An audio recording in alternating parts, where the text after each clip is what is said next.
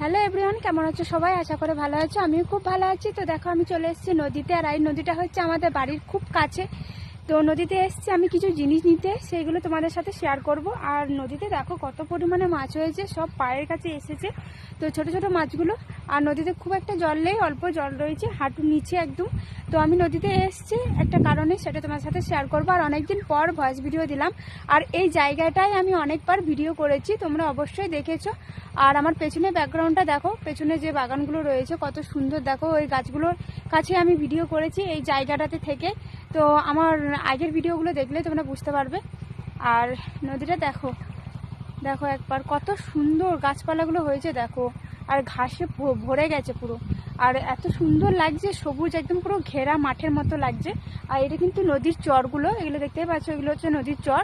আর এটা তো এই নদীটায় অনেক পরিমাণে জল আসে, তখন ওই পারে চলে যায়, ওখান থেকে এই ধারটা চলে যায় একদম পুরো ওই যে বাগানগুলো দেখতে পাচ্ছ, ওইখানে পর্যন্ত জল উঠে যায়।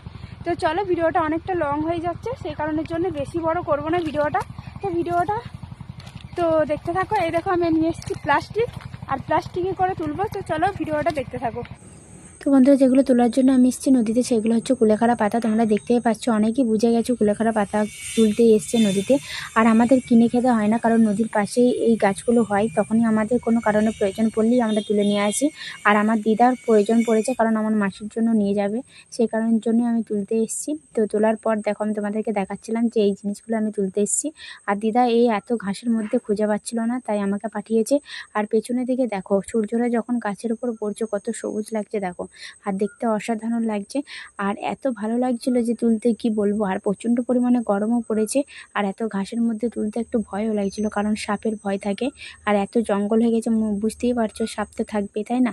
তো সেই কারণের জন্য একটু সাবধানে তুলছিলাম। আর ভিডিওটা সেই সময়তে করছিলাম, কারণ তোমাদের সাথে শেয়ার করব বলেই আজকে আমি নদীতে যাওয়া আর এগুলো তোলা। তো যাই হোক, আর এখন তোলা কমপ্লিট হয়ে গেছে। দেখো, গড়া শুদ্ধ তুলে নিয়েছি কিছুটা টবে বসে করানোর জন্য। আর একদম পুরো ঘেমে লাল হয়ে গেছে, দেখতেই পাচ্ছ। তো দেখা হচ্ছে নেক্সট ভিডিওতে। টাটা, বাই বাই, ভালো থেকো, সুস্থ থেকো।